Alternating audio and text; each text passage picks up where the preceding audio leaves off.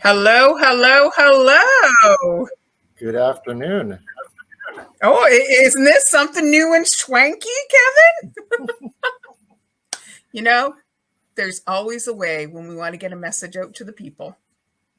I'll leave it to your genius, Jeanette. Well, I hope this, according to the Facebook page, it was scheduled and we are definitely live. It's a little different. And this is what we have to do with technology.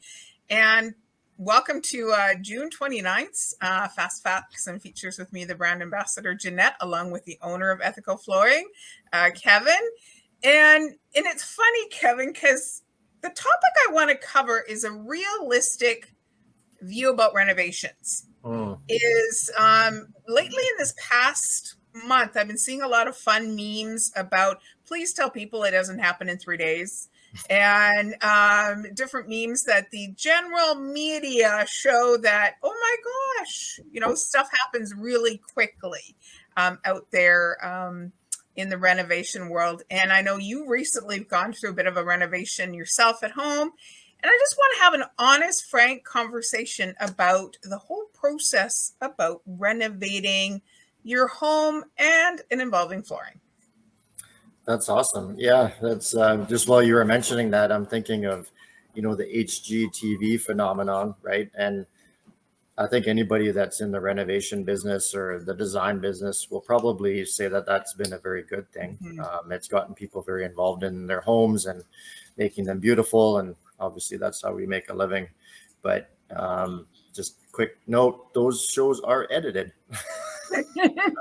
What, 30 minutes and I don't go from drywall studs to having a brand new home? No, and it's so funny because obviously I watch them or with an eye to the flooring, and the flooring unfortunately gets a pretty low amount of the time and generally in these shows, if at all. And if anything, it's like a 30-second shot of some guy putting down a hardwood floor. And yeah, it definitely underestimates the entire process. And over my couple of decades now in this business, we've seen the ins and outs, the good, the bad, and the ugly of renovations, and it can be a journey, and I've seen awesome outcomes, obviously, and I've seen some real terrible ones as well. So let's use yourself as an example. I get so excited about certain topics, I start tripping over my words. Is yourself as an example when you and Tanya sat down and said, okay, it's time, we're gonna do a little renovation on your house. I've been in your house and you've got a very gorgeous house. I think it was about 3 or 4 years ago when I was picking up something from you. What was the process of you sitting down with Tanya and saying, okay, it's our turn? How did it start? How did the process start? Yeah, that was so fun because I've always been on the other side of that decision-making process, and we've had some things done on our previous house. We had some windows, or we had all the windows replaced, and a couple of other minor things, but this was a real chance to, I'll just say, for instance, we did our exterior fencing needed to be redone. It was done very poorly originally, and all the cedar had completely rotted. And so it was time to be on the other end of the spectrum and saying, okay, we need this product, in this case, fencing, and our clients, they say, well, we need flooring. And then what's the next step? And we went to Google because I don't know any fencing companies, right? So, Professor Google. And it's true. I mean, we always, when we do advertising and whatnot, we always think of what's the workflow and how are people going to, come to these decision-making processes. And, but, Tanya and I sat down and said, we looked at our fence and said, yeah, that needs to be redone. And then we say, well, next question is, who are we going to get to do it? And how are we going to find a company that aligns with, one, what we need done, and then fair pricing. But more so, like, how are we going to find a company that aligns in values like Ethical Flooring does on the flooring side, but happens to do fencing, right? So it was an interesting thing to see how, somebody from the other end, and even in a couple or a relationship, those initial discussions on just who you're going to get to do this work. You need it done. Maybe as a couple, you agree you need it done. You have the financing in place. Those are maybe all the hard parts. But then it's like, who's going to do it? And, as with every industry, there's a couple dozen people all screaming at you on the internet saying, we can do it, we can do it. Mm-hmm. And how do you narrow it down from there? That was the most interesting part for me, for sure. And it's interesting because we do live a very visible life out there, the majority of us. And I know I don't see you as much in pictures when Tanya shares your families growing up, and it's probably because you're holding the camera. Though when she does take pictures of you outside, with your family and celebrating, and that fence will be visible in the back. And I can just imagine, how people think. It's like, yeah, they're celebrating, but look at the whole picture.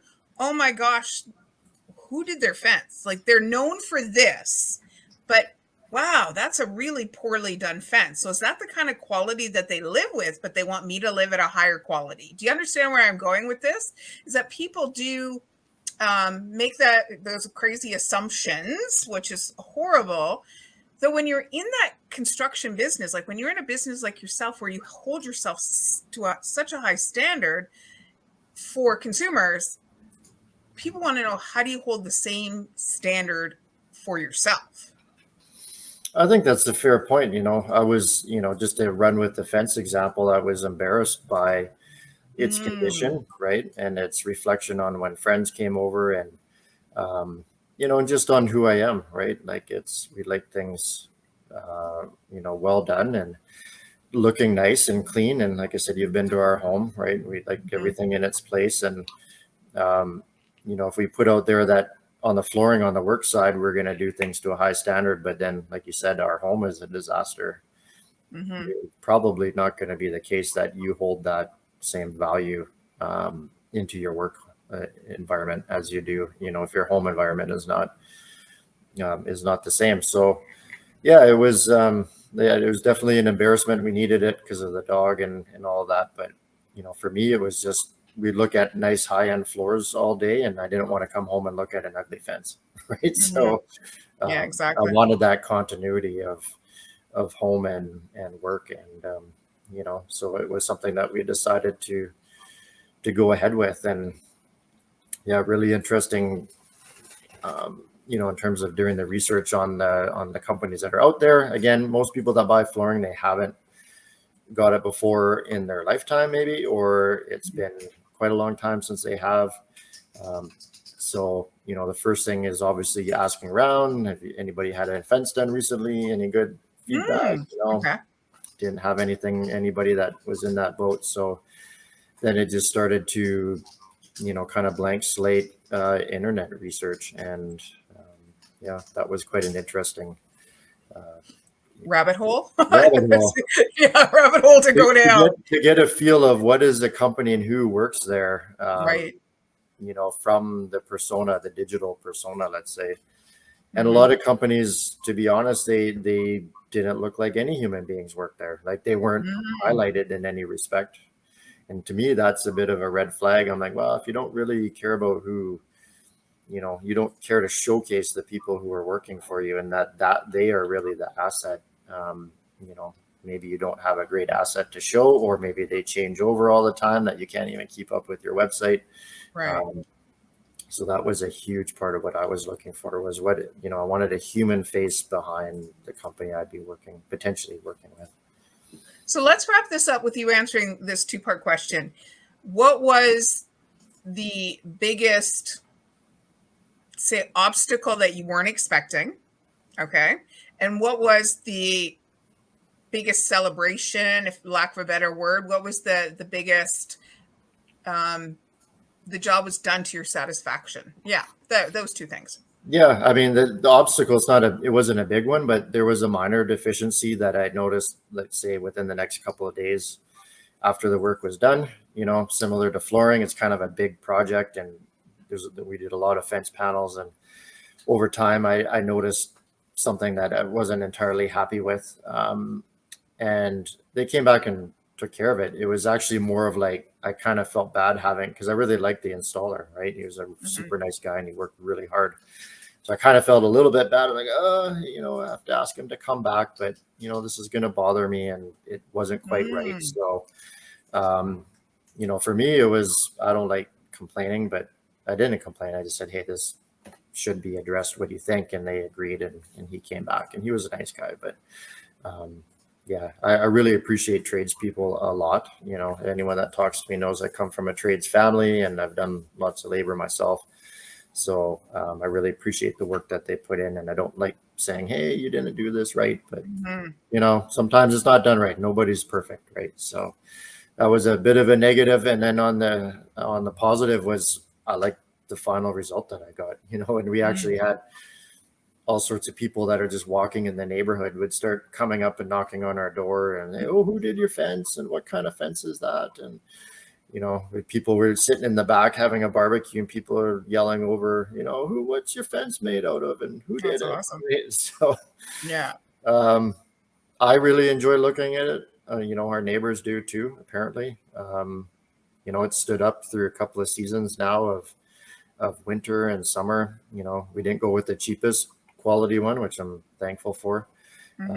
So it's in many respects, I'm really happy with the purchase. And it's the same thing I always coach our clients with. I said, don't, you know, the proof of the pudding of whether you bought a quality product will be at year 2, year 3, year 5, and even year 10, right?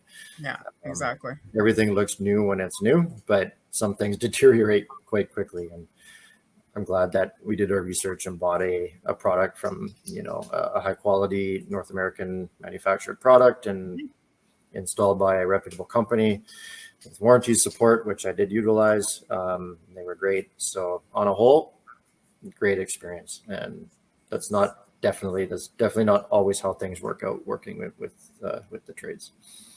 Perfect. Thank you so much for allowing us to, first of all, come Facebook Live again in a different methodology.